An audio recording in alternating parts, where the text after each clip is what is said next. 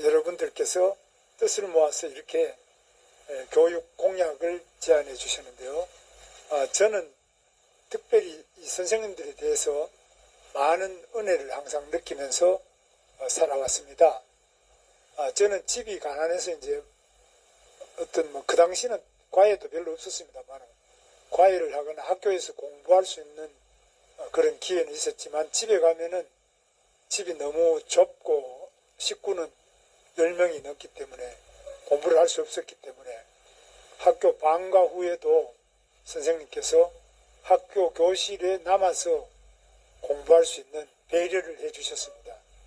그 집에 가면 도저히 계속 심부름이 또 많기 때문에 공부도 못하고 또 공부할 장소도 없는 그런 상태였는데 학교에 있으면 우선에 그 심부름을 안 시키시니까 공부할 시간이 있었고요.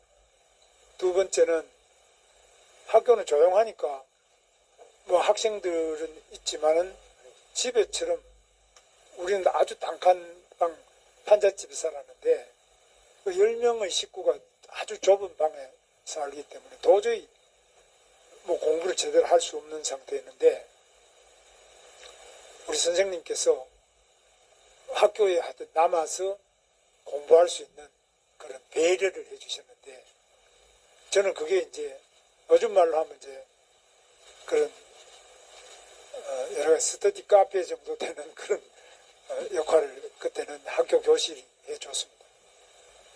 그래서 저 시골에서 이제 대구로 유학을 올 수 있었고 그 다음에 또 선생님들이 제대로 열심히 가르쳐 주셔서 그 다음에 서울로 또 유학을 와서 그 뒤로는 공부를 별로 안 했습니다만 하여튼 스승의 날이 되면 제일 먼저 떠오르는 분이 초등학교 때 담임 선생님께서 저한테 집에 안 가고 학교에 남아서 공부할 수 있도록 그렇게 배려를 해주셨어요. 뭐 가르쳐 주시고 이런 건 없습니다만 그래도 학교에 남아서 공부를 좀 해봐라 이렇게 하시고 그런 것 자체가 굉장히 고맙고 이런 오늘날의 저를 만드는 굉장히 중요한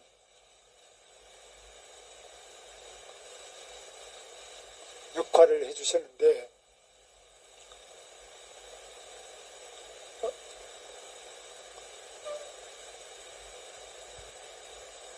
제가 이제 경기도지사가 돼서 여기 이제 경기도에서 오신 우리 박용우 선생님도 경기도 선생님 하시고 있는데 경기도의 도지사를 할 때 아이들이 밖에 놀이터 같은 놀다가 유괴에 대해서 살해된 안양에 자매 남매 살해 사건 이런 것들이 일어나는데 저는 학교 선생님들이 정말 아이들을 사랑하시는 그 마음을 가지고 해주신다면 얼마나 좋겠느냐 이런 생각을 늘 합니다.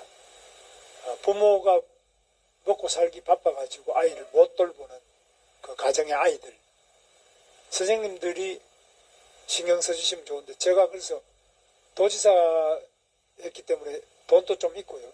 예산을 지원하겠다.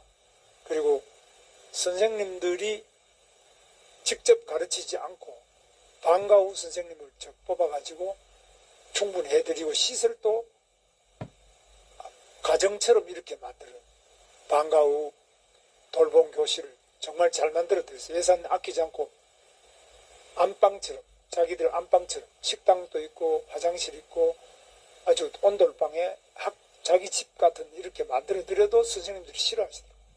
왜 이걸 우리 보고 하라는 그럼 누가 합니까? 부모가 해야지. 선생님들 답변이 그거였습니다.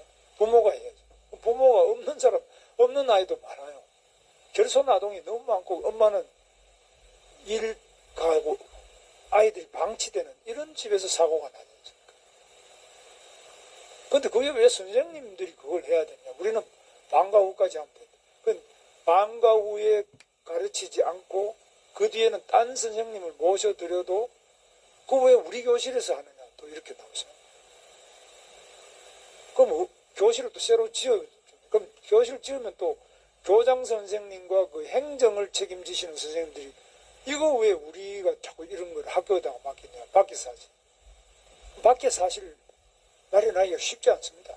돈도 많이 들지만 돈보다도 밖에 교육 전문가 아이들을 위해서 그렇게 가르쳐 주시고 그런 마음으로 전문적으로 훈련되고 그렇게 잘 조직이 갖춰진 곳은 학교 이상이 없습니다. 지금 왜 학원을 가야 됩니까? 저는 이 학원에 갈 수밖에 없는 것도 굉장히 문제가 많다고 봅니다. 그래서 저는 우리 학교가 좀 변해야 되지 않느냐. 저는 그런 생각을 지금 많이 하고 있습니다. 저같이 아무것도 없는 그런 아이들까지도 선생님들이 조금만 배려하면 이게 엄청나게 그 아이에게 일생을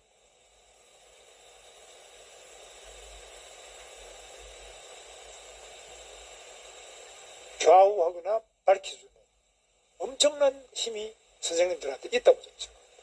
선생님의 말씀 한마디. 그런데 요즘 선생님들 정말 공부도 잘하시고 최고 훌륭한 인재들이 선생님이 되어 계시지 않습니까? 교대 4대가 얼마나 어려운 학교입니까? 가장 훌륭한 분들이 공부만 해서 그리 가셔가지고 다 학교 선생님 하고 계시는데 우리 학교는 완전히 지금 학원보다 이 대접을 못 받고 그 부모들이 학원보다도 이 학교에 대해서 가볍게 생각하는 이 세대가 됐습니다. 이걸 꼭 그럼 부모를 탓할 수 있느냐? 저는 굉장히 깊이 생각해야 된다. 그래서 적어도 학원보다는 학교가 더 존경받고 더 사랑받고 더 아이들을 발전에 도움이 돼야 되겠나 이런 생각을 저는 아주 지금도 강하게 하고 있습니다. 그 지금 폐교도 많고 학교가 전부 빈교실인데 왜 학원을 바깥에 또 다녀야 되고 학원 다니다가 그 학원 다니려면 또 다 이렇게 케어를 해줘요. 자가용을 가지고. 이런 현실에 대해서 저는 굉장히 깊은 문제를 느끼고 있습니다. 그래서 우리 선생님들이 임용이 안 된 선생님들이 많잖아요. 이런 선생님들 전부 학교 안에 방과 후 선생님이나 여러 가지 특기 적성 맞는 이런 쪽으로 채용을 해서 학교 안에서 그 학교 시설 지금 다 남아도니까 폐교 같은 거 하지 말고 그 학교 폐교하는 거나 학교 안에 빈 교실 이런 걸 활용해 가지고 정말 좋은 학원 이상으로 좋은 환경 그리고 자기 결손 가정의 경우에는 가정 이상으로 좋은 학교 아이들이 편안하고 행복하고 언니 동생들하고 만나가지고 숙제도 하고 이런 어떤 학교를 꿈꿉니다. 저는 그런 학교를 꿈꾸고 있습니다. 학원도 뭐 그렇게 말하면 저 학원은 뭐 없어져야 된다 그런 말씀이 아니라 적어도 학원에 보내지 않아도 아이들이 공부할 수 있고 거기서 자기 꿈이 이루어지는 이런 학교 부모가 결손이 돼 있거나 또는 맞벌이 부모 때문에 아이를 돌볼 수 없는 데는 선생님들이 한 분이 다 하실 수 없죠. 선생님들 뭐 예를 들면 2교대, 3교대 해가지고 선생님들 많이 계시니까 4대 교대 출신 많지 않습니까? 우수한 선생님들 많이 계시니까 이런 분들을 학교 안에 모셔서 아이들한테 교육을 잘 해주면은 그게 제일 좋겠다 이런 생각을 저는 해보는데 여기에는 바로 선생님들의 운동이 필요하다고 봅니다. 뭐 제가 운동권 출신이라서 드리는 말씀이 아니라 실제로 학교 선생님들이 자기 나름대로 그 지금까지 안 하던 짓을 당신 왜 하느냐. 요즘 최근에 유보통합, 늘봄학교 저는 적극 지지합니다. 그래서 과감하게 예산을 투입하고 학원 다니는 비용의 절반만 하면 아마 학교 자체가 충분히 학원 비용의 절반으로 성과를 똑같이 낼 수 있지 않겠나 생각합니다. 그런데 요즘에 출산하는 그 엄마들 보면 애를 키우는데 가장 문제가 이 교육 문제를 가지고 많이 하지 않습니까? 도저히 난 맞벌이 하면서 아이를 교육할 수 없다. 이걸 선생님들께서 해주시고 지역에 또 좋은 분들 도움도 받고 이렇게 해서 학교가 이 맞벌이 부모 결손 가정에 또 여러 가지 부족한 교육 환경을 획기적으로 개선할 수 있는 그런 학교, 그런 선생님이 많이 나오시길 바라고, 제가 대통령 되면 이런 부분을 획기적으로 개선해서 아이 낳고 보육부터 교육, 특히 이 돌봄, 이런 부분에서 부모가 크게 부담 안 느끼고 국가가 책임지고 학교도 많은 지원을 하고 선생님들 많은 지원을 해서 아이 낳고 기르는 게 두렵지 않은 그런 대한민국 꼭 만들 것을 약속드리면서, 정말 어려움 속에서 아이들을 위해서 정해진 그 규정을 넘어서서 무한한 사랑을 보내주신 우리 선생님들, 많은 그 선생님들의 은혜에 대해서 깊이 감사를 드립니다. 감사합니다.